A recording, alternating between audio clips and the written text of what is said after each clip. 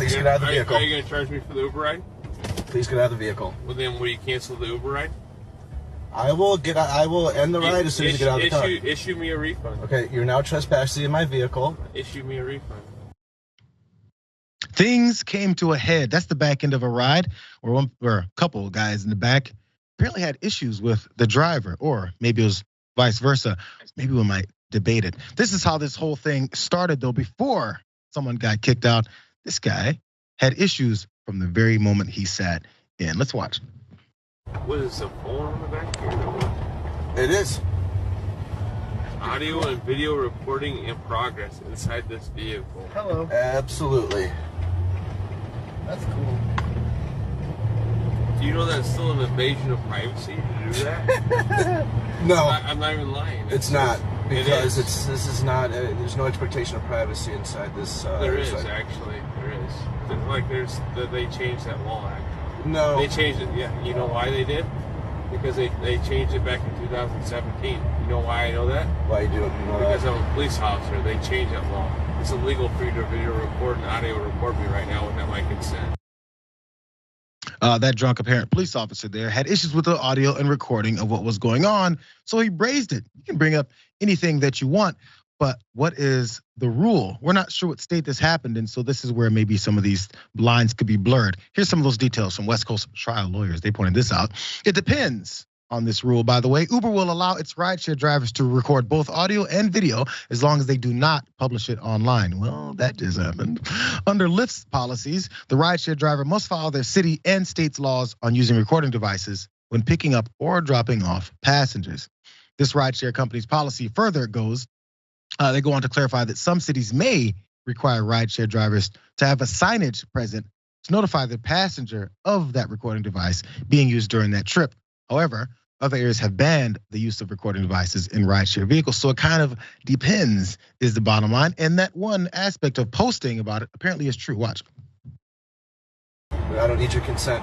I posted a warning on the door, then you just read a warning right there. I did read a warning on the door. There's no warning on the door outside your door. Look at right there. No, that's not a warning. Yeah, it is. And still you still need regardless of you having that warning, you still need my consent in order to video and audio record me. Okay. Obviously, I don't have your consent. So. You know. But you know what? If you're gonna charge me for this Uber ride,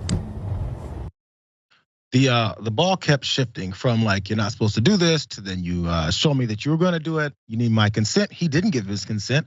Here comes the point when he kicks him out of the car, though, and now they have to bicker and argue about whether or not he's going to get charged. There's so many layers to this, and we're still trying to figure out who it is that's right and wrong. Watch the back end. I will end the ride as soon as you get out of the car. Issue me a refund. Okay, you're now trespassing in my vehicle. Issue me a refund.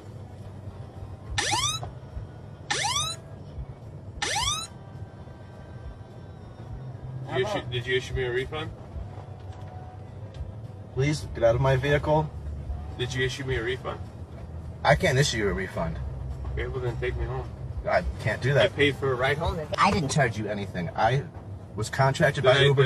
Did I pay for a service and not receive the service? That is between you and Uber. I'm an independent contractor and I'm not an employee of Uber. I choose when and where to complete rides. I was not comfortable completing this ride. I'm asking you to leave my vehicle, and that is 100% within my right. You are trespassing in my vehicle. They finally exited the vehicle.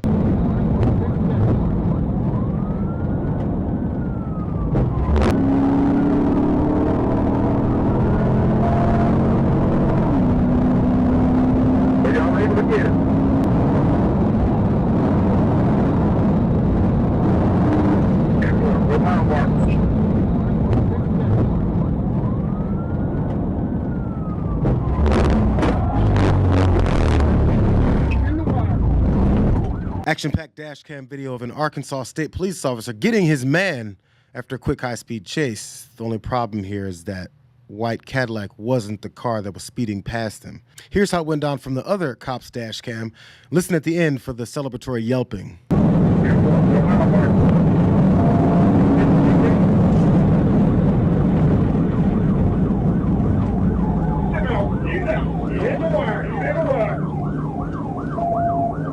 When you look back at the beginning of the video with the speeding car flying past the two cop cars, You might notice that it appears to be a silver car and not one with vertical taillights like the one on the Cadillac. Police probably missed those details because they were amped up on adrenaline with uncontrollable urges to end the chase in the most dramatic way possible, which might be a good reason for them to calm down with the immediate pit maneuvers. But anyway, now that the situation is a traffic accident, when it's pretty clear that the Cadillac was slowing down and was pulling out of the right lane to then allow the cops to pass, the intensity is now high. And despite the fact that the police escalated the tensions to the point of this, they began barking orders with the assumption that the occupants were hostile. Passenger, step out of your vehicle, slowly, hands in air. Climb out the window. As soon as I get it, you will be shot. Pull out through the window, now!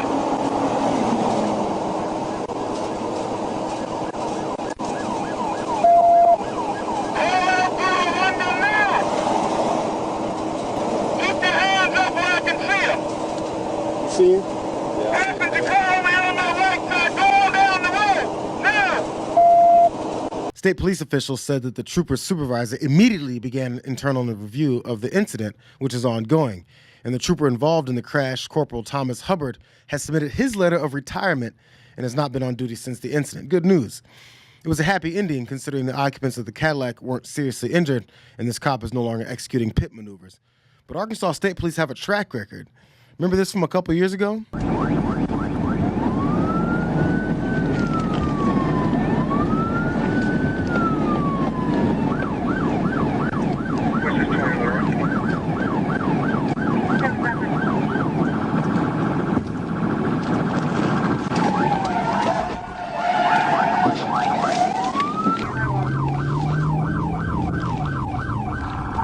They roll over, give me EMS started.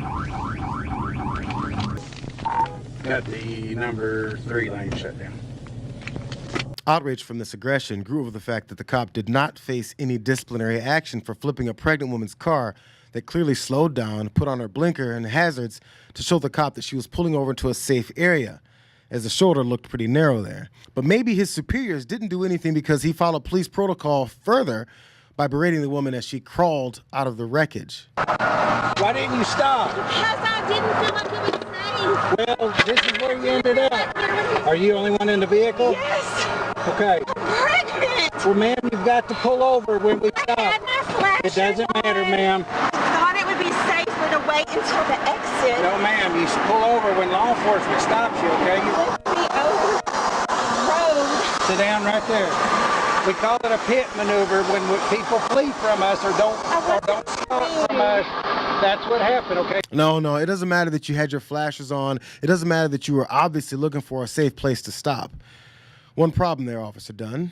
According to guidelines from this state called Arkansas that you happen to work for, this is what they tell drivers. The steps outlined below provide drivers with basic information on what to do when stopped by a law enforcement officer or when passing a law enforcement officer stopped alongside a roadway to ensure the officer's safety, the safety of the driver, and any passengers. Here's the first part.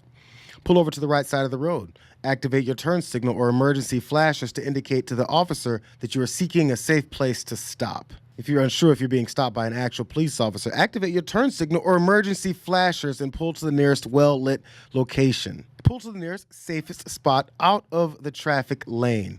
Do not stop on bridges or overpasses.